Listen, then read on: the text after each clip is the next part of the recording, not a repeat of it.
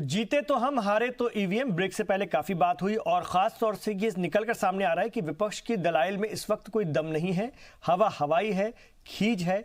हमारे संतोष पाठक जी जो वरिष्ठ पत्रकार, उन्होंने यहां तक कह दिया कि एकदम खिसियानी बिल्ली खंबा नोचे वाली बात है। अगर आप में इतना ही दम था, आपकी दलीलों में इतनी ही सच्चाई थी, आपको लगता है कि ये बहुत बड़ा धोखा हो गया या बहुत बड़ा फर्जीवाड़ा हो गया, तो आप सड़कों पर उतर चुके होते। आपको उतर जाना चाहिए था, या आपको इस चुनाव प्रक्रिया का हिस्सा ही नहीं बनना चाहिए था जब आपका इतना खदशा था। इस तरह की बातें भी आई। अब मेरे साथ हैं कांग्रेस के संजय गुप्ता जी। संजय गुप्ता जी, लगातार आपके दोनों लीडर प्रियंका गांधी जी और राहुल गांधी जी ट्वीट कर करके अपने कार्यकर्ताओं कहते हैं 24 घंटे बाकी हैं, आज रात बाकी है, ईवीएम को संभाल लो, चुनाव नतीजे हमारे पक्ष में आने वाले हैं, ये सब इनकी बदमाशियां हैं। मतलब ये क्या है? ये जनता को भ्रमित करना या जनादेश की अवहेलना करना, उसका अपमान करना, कैसे हम इसको देखें? और आपकी दलाइल में मैं कितना दम मानूं, और है तो दलील दीजिए। देखिए, मैं कहना चाहता हूं, पहली बात तो राहुल जी ने कोई ऐसा संदेश नहीं भेजा जिसमें ये कहा कि अभी मैंने दिखाया सर, आपको पता नहीं शायद। सर नहीं, मेरे को पता है सर, मुझे आया है, मगर भाषा में फर्क है जी। उन्होंने ये जरूर कहा है कि एक हमारे कांग्रेस के अध्यक्ष ने ये जरूर कहा है कि जब हम इस तरह की खबरें चल रही हैं पूरे देश में कि ईवीएम टहल रही है, इस देश में ईवीएम टहल रही है, ऐसी चीजें आप मीडिया पे भी आ रही हैं, सोशल मीडिया पे भी आ रही हैं, तो उन्होंने हमारे अध्यक्ष होने के नाते कहा कि आज की रात को हम सचेत रहना चाहिए, कोई इस तरह की चीजें नहीं होनी चाहिए। और रही बात दूसरी जो आप ईवीएम की कह रहे हैं, उस ईवीएम वाले विषय के ऊपर देखिए, आज 3 साल से पूरे देश की विपक्षी पार्टियां एकजुट होकर के ये कह रही हैं कि उनके विश्वास में कुछ कमी है कि ये जो चुनाव, एकजुट होकर के ये कह रही हैं उनके विश्वास में कुछ कमी है कि ये जो चुनाव हो रहे हैं ईवीएम के माध्यम से, इसका कोई और बेहतर रूप भी हो सकता है। लेकिन सर, जो तरीका कार होता आप लोगों ने उसको अपनाया, आप सुप्रीम कोर्ट भी गए, आप इलेक्शन कमीशन, तमाम आपकी बातों को खारिज कर दिया गया, तो अब इस आधार पर फिर उसके बाद वही रोना शुरू कर देना? नहीं, रोना नहीं है सर, सुनते और एग्जिट पोल के बाद वो रोना शुरू कर देना। सुप्रीम कोर्ट ने ये कहा कि पांच सर, एक मिनट सर, मैं 1 मिनट में खत्म कर दूंगा, पहले आप सवाल ले, वो बात कर जाएगी सर मेरी, 1 मिनट प्लीज, सवाल ले लें। 5 उन्होंने कहा कि एक विधानसभा क्षेत्र में 5 पोलिंग स्टेशन का आप वीवीपैट से चेक कर सकते हैं। तो विपक्ष ने कल ये कहा कि उसको आप चुनाव के बाद करना चाहते हैं, खत्म होने के बाद, काउंटिंग खत्म हो जाने के बाद, उसकी कोई रेलेवेंसी नहीं है, क्यों उसको हम पहले चेक नहीं कर सकते? रिक्वेस्ट किया, उन्होंने नहीं माना, उनका अधिकार है। तो मगर इसके अंदर ये वाली बात कहां से आ जाती है कि विपक्ष को इस बात को करने का अधिकार नहीं है या कोई रो रहा है? हमने चुनाव लड़ा मजबूती से, हम उसको फेस कर रहे हैं, कल के नतीजे बाकी है सर। कांग्रेस के ही कौमी सदर कितनी है, सैकड़ों रैली कर चुके हैं, दूसरे लोग भी, बहुत सारे आपके लीडर या दूसरे विपक्ष के दूसरे नेता भी इतनी रैलियां कर चुके हैं। ये एक बात वहां भी रखते चले जाते लोगों के बीच में, वो तो आपने किया नहीं। उस वक्त आप लोग लगातार सरकार को और जो मुद्दों को लेकर निशाना बनाते रहे। अब जब एग्जिट पोल आए तो फिर आपका वही शुरू, नहीं, हमने देश की जनता में चर्चा होना शुरू हो जाती कि अरे विपक्ष का नाटक शुरू हो गया, मतलब समझ जाओ हार रहा है। सर मुझे आप बताएं कि एक निवेदन हमने यहाँ पे सवाल नहीं उठाया कि ये ईवीएम को इस समय पे हटाया जाना चाहिए। हमने कहा कि जो प्रणाली सुप्रीम कोर्ट ने आदेश किए, जो 5 आपने पोलिंग स्टेशन की बात है, उसको चेक कर लें, यदि उसमें कमी निकलती है तो उस विधानसभा का चुनाव निरस्त करके दोबारा कराया जाए, ये कहा। उसमें नहीं माना, उसमें नहीं माना, उन्होंने नहीं माना। सवाल ले लें, उन्होंने नहीं माना, कोई बात नहीं। अमेठी से और रायबरेली से ये दोनों लोग चुनाव जीत जाते हैं, तो ईवीएम ठीक है क्या?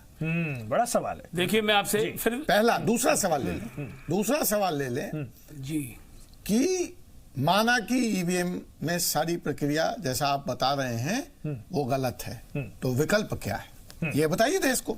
खाली सिर्फ ये बताते हैं बैलेट से कराओ, और बैलेट के लिए मना कर चुका इलेक्शन कमीशन के साथ। अब हम पीछे नहीं जाएंगे, मतलब हम लालटेन युग में जाएं। एक्चुअली एक चीज और बता दें, जब हम लालटेन युग में जाएं, ये इनका विकल्प मध्य प्रदेश में क्या जहां ये किया गया था या नहीं, जहां ये धनबल, बाहुबल, सुनिए ना, बूथ कैप्चरिंग, मुझे अफसर ये सब प्रक्रिया, ये मैंने आपका प्रश्न ले लिया, मुझे अफसर तो दें, आप अच्छा भाषण देते हैं, मुझे पता है। सुनिए 2 मिनट आप, मैं कहना चाहता हूं, जो पूरे विश्व के अंदर 10% से कम देश ईवीएम पे विश्वास करते हैं और पूरे देश का 70% वोटर या उनके प्रतिनिधि पूरे अंतरराष्ट्रीय बात कर रहे हैं। 70 साल में पूरे देश देशों का उदाहरण दे रहे हैं, वहाँ 100% बिजली है, वो तो आप कर नहीं सके भाई साहब। और चले हैं विदेशों का उदाहरण देने। सुन लीजिए ना, मैं एक विनती कर रहा हूँ, रेट ऑफ एक्सीडेंट क्या है पर डे रोड पे? संजय गुप्ता जी, आपके सब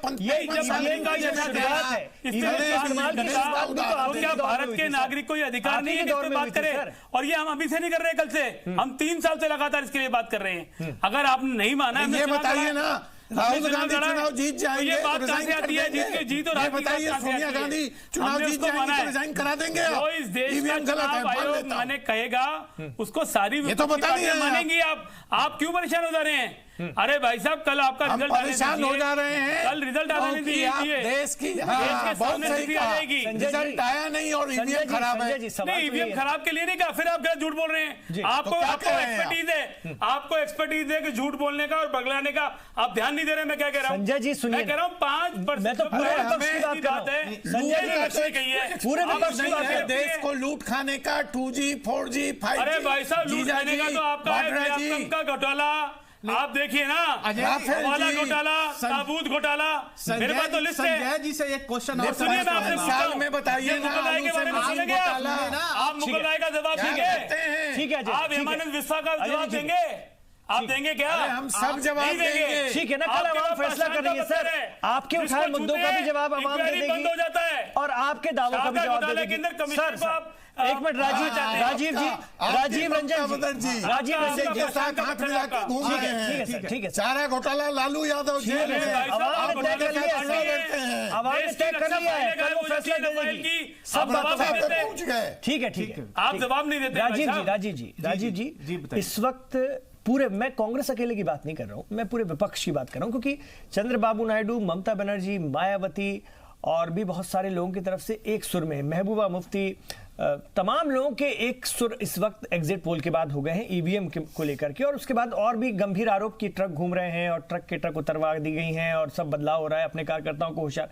कैसे देखें सर? एक्चुअली इमरान साहब, ये जो हम समझ सकते हैं कि जो 90 करोड़ हमारे वोटर्स हैं, 90 करोड़ वोटर्स में से जो 60 करोड़ वोटर्स इस बार जो वोटिंग किए हैं, उनके अगेंस्ट आप कह सकते हैं जितने भी विपक्षी दल हैं उनको हतोत्साहित करने का ये काम कर रहे हैं, हतोत्साहित कर रहे हैं। और ईवीएम में सब लोगों ने उस बटन पे अपना वोट डाला है जिसको समझ के डाला है कि हमें किसे वोट करना चाहिए। आज एग्जिट पोल जब आता है तब इनका ये सारे क्वेश्चन आते हैं। इमरान साहब, इन्हें इस चीज को भी देखना चाहिए, जितने भी अपोजिशन है, ममता जी का भी सरकार बनी है, चाहे वो छत्तीसगढ़ में भी गवर्नमेंट बनी या राजस्थान में गवर्नमेंट बनी, मध्य प्रदेश में गवर्नमेंट बनी, अगर इनको थोड़ा सा भी ईवीएम के बारे में थोड़ी सी भी समझ होती तो कहते हैं कि क्या होता कि नहीं, हम अपना गवर्नमेंट रिजाइन कर देते हैं। ये अपने आप को अगर इतना ऑनेस्ट समझते हैं यूपीए कि मैं बहुत ही ईमानदार हूं, बहुत ही समझदार हूं। सर, एग्जिट पोल की बात नहीं है, 5 साल से तो एग्जिट पोल की बात नहीं है ना। अभी आप जो बात कर रहे हैं ईवीएम की बात कर रहे हैं, सर ईवीएम की बात आज आप क्वेश्चन कर रहे हैं, बात कर दिया है आपके यहाँ। आप बताओ ना, छत्तीसगढ़ में ईवीएम था कि नहीं था, मध्य प्रदेश में ईवीएम था, राजस्थान में वहां जब विपक्ष अगर तो आज तमाम विपक्ष को आप आज संभावना व्यक्त की जा रही है, इससे इनको दर्द होना शुरू हो गया, कांग्रेस वालों को और विपक्षी दलों को। नहीं, इनको संजय जी, इस चीज को समझना चाहिए। 90 करोड़ जो वोट संजय जी, अगर विपक्ष अगर एग्जिट पोल को लेकर के सवाल उठाता है तो बहुत अच्छी बात है, उसका स्वागत है, उठाना भी चाहिए, वो उठाता रहे। लेकिन ईवीएम का जो ये रोना शुरू हुआ है ना, इसको लेकर मैंने ये प्रोग्राम रखा है खासतौर से, क्योंकि देश की जनता के बीच में ये परसेप्शन बन रहा है, मैं विपक्ष कह रहा हूं, देश की जनता के बीच में परसेप्शन बन रहा है कि ये हारना शुरू होते हैं तो ये शुरू कर देते हैं ये वाला गाना। जब देश की जनता हतोत्साहित नहीं हो रही थी, जब भारतीय जनता पार्टी ने इसका विरोध किया था। और आप देखिए ये किस तरह की प्रयोगशाला चल रही है देश के अंदर, बड़ी खतरनाक है। जो भी सवाल आज भारतीय जनता पार्टी से उठाएगा वो देशद्रोही हो जाएगा, और जो वहां से आकर के इनके साथ जुड़ेगा महागठबंधन हो जाएगा। महागठबंधन के नेता क्या कह रहे हैं? उपेंद्र बिहार में कह रहे हैं कि क्या होगा, आप उनका स्टेटमेंट देखें, आप उनकी क्या बात करते हैं? और जो बाकी लोग हैं जो इनकी सलाह आपका उदय की बात से हुआ है, घोटाले से प्रयोगशाला है। कौन सा खून बहाने की बात कर रहे हैं, उस पर भी रोशनी डालिएगा। महेश जी के पास जाऊंगा। सर छोटी चर्चा है। सिंह जी क्या कहना चाहते हैं? संजय जी छोटी चर्चा है, जरा मैं महेश जी के पास जाना चाहूंगा। महेश जी एक बात बताइए, एक दौर था जब मुख्तार अब्बास नकवी की क़यादत में आपका वफ्द जाया करता था ईवीएम की शिकायत करने के लिए कि ये ईवीएम है जिसके चलते कांग्रेस चुनाव जीत जाती, यूपीए चुनाव जीत जाता है। आपके जीवीएल नरसिम्हा साहब ने एक बाकायदा पुस्तक भी लिख दी थी आडवाणी जी के वक्त में, और उसके बाद अब हम उसको खोजते हैं तो वो हटा ली गई है, वो पुस्तक ही हटा ली गई है। तो ये बीजेपी जो पहले इतनी चिंतित रहा करती थी ईवीएम को लेकर, आप इतनी बेपरवाह क्यों हो गई है, क्या बात है? नहीं देखिए इमरान साहब, बात ये है कि हमने जो हमारी चिंता थी, हमारी कंसर्न था, हमने उस समय जाहिर किया जब हमें कोई उस चीज़ को लेकर डाउट हुआ। हम उसके लिए सुप्रीम कोर्ट में भी गए, हम इलेक्शन कमीशन में भी गए। जब हम वहाँ से पूरी तरह से संतुष्ट हो गए और जब हमें लगा कि भाई ठीक है, अब ये इस चीज़ पे हमें सवाल नहीं खड़ा करना चाहिए, उसके बाद हमने कोई सवाल नहीं खड़ा किया। ये दूसरी बार ऐसा सुप्रीम कोर्ट में आज हुआ है कि ये सुप्रीम कोर्ट का अनादर किया गया है आज। पहली बात तो ये है कि एग्जिट पोल को लेकर उसको ध्यान में रखकर ईवीएम को बदनाम करने की जो एक माहौल खड़ा किया जा रहा है, ये अपने आप में अत्यंत निंदनीय है।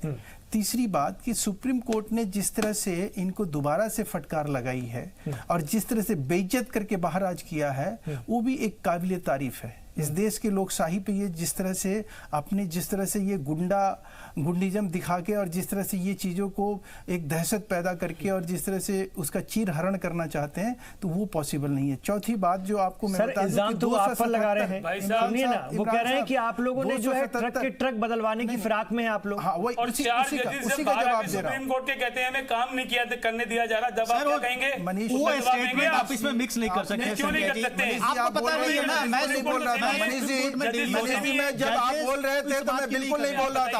आप चुपचाप सुन लीजिए, नहीं तो मैं बोलने नहीं दूंगा फिर। प्लीज आप बोले। 277 सीट्स ऐसे हैं जहां पे बीजेपी की कोई गवर्नमेंट नहीं है।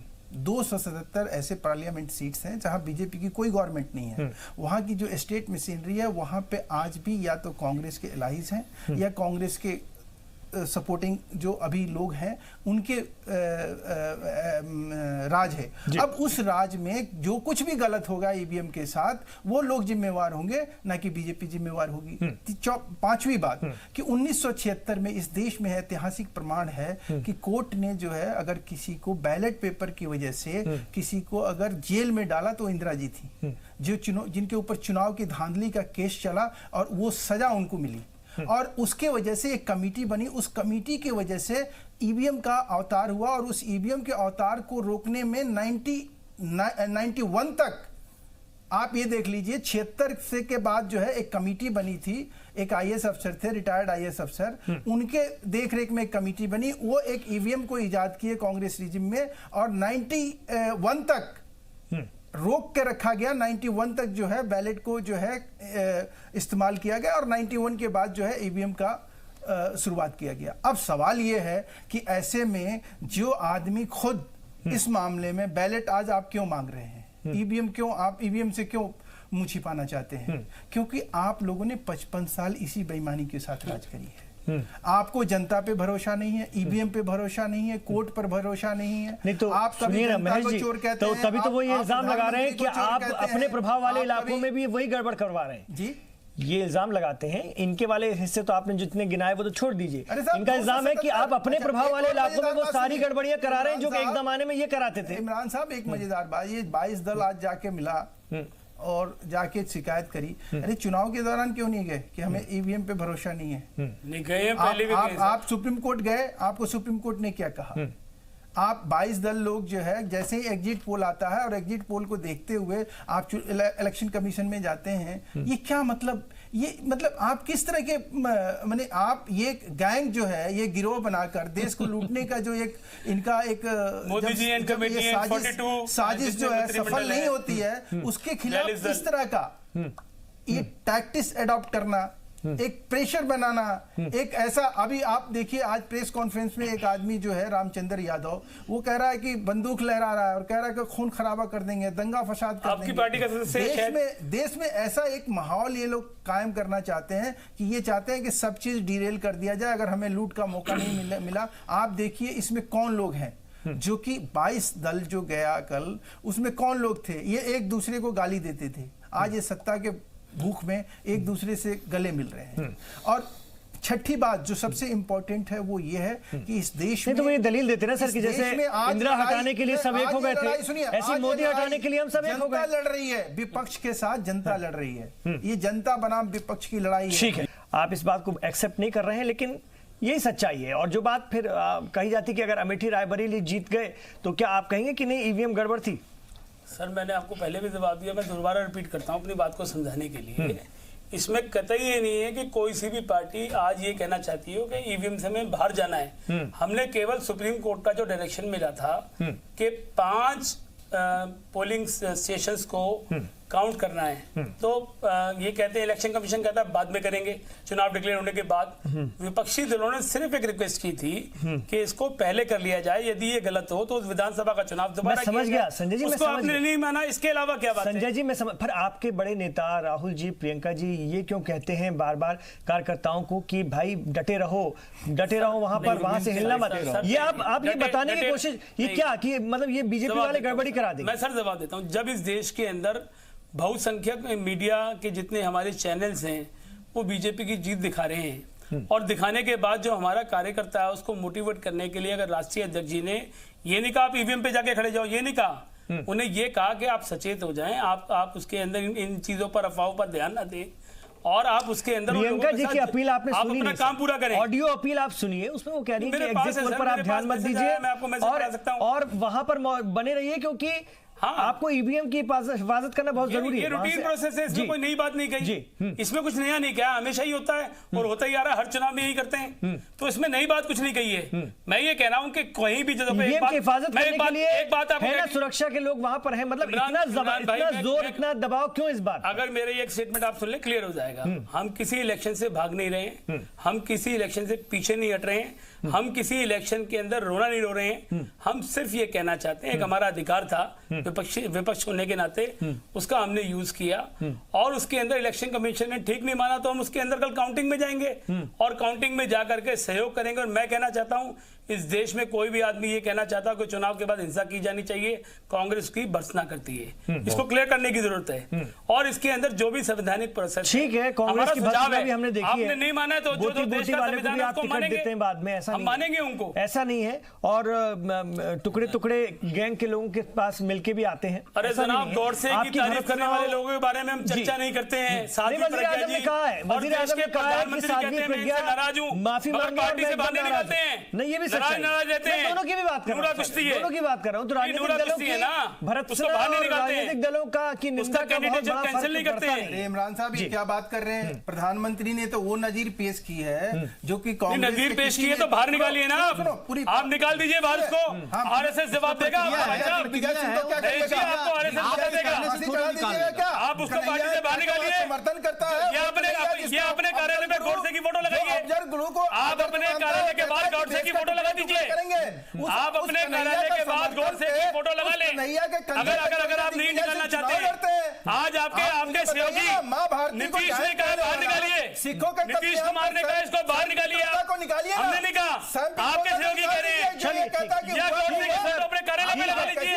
देश चेहरे में जाए, आपका राष्ट्रवाद देश की आवाम तय कर चुकी है, आपका राष्ट्रवाद देख लेगा ना ये क्या मतलब? आप लगाइए जी, दोनों गोडसे की फोटो लगा लीजिए, देश के आवाम तय कर चुकी है।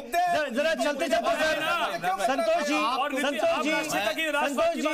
ठीक है सर, टाइम नहीं। संतोष जी, कुमार को नहीं, एज अ सीनियर सहाफी आपका फाइनल कमेंट आज की इस चर्चा पर ईवीएम को लेकर। सर ठीक है, अंत में बिल्कुल यही कहना है, ठीक है, तमाम राजनीतिक दलों से, अरे ठीक है, कल और मौका मिलेगा सर, कल बहुत तमाम राजनीतिक दलों से सिर्फ एक बात कहनी है कि पहले जब चुनावी लड़ाई होती थी, पहले जब राजनीतिक दलों के बीच में लड़ाई होती थी तो क्या कहते थे कि आओ जनता की अदालत में चलते हैं, 2-2 हाथ करते हैं। जो जीतता था वो गर्व से सीना चौड़ा करता था, जो हारता था वो कहता था कि हम जनादेश का सम्मान करते हैं। अब क्या होगा, जब कल चुनावी नतीजे आएंगे तो जो जीतेगा वो कहेगा कि जनादेश मिला है और जो हारेगा वो कहेगा कि ईवीएम में गड़बड़ हुई है। तो ये कहकर आप कहीं ना कहीं जनादेश का अपमान करेंगे।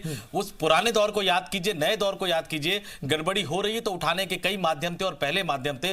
अब जब जनादेश आने वाला है तो उसे जनता का आदेश समझकर उसका सम्मान करिए। उसमें अगली लाइन मत जोड़ दीजिएगा कि लेकिन हमें ईवीएम पे, जिसका प्लॉट इस वक्त बनाया जाने लगा है 2-3-4 दिन से एग्जिट पोल के बाद। ये भी एक सच्चाई, उसकी न्यू खड़ी की जा रही है।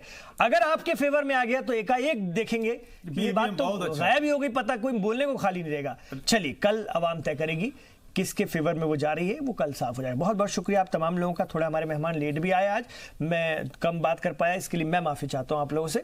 तो आपसे कल फिर मुलाकात होगी और कल आप लगातार देखेंगे जी मीडिया पर हमारा स्पेशल कवरेज सुबह 6 बजे से जारी रहेगा और ये कल रात तक जारी रहेगा। तो आप बने रहिए नताइज के लिए जी मीडिया के साथ।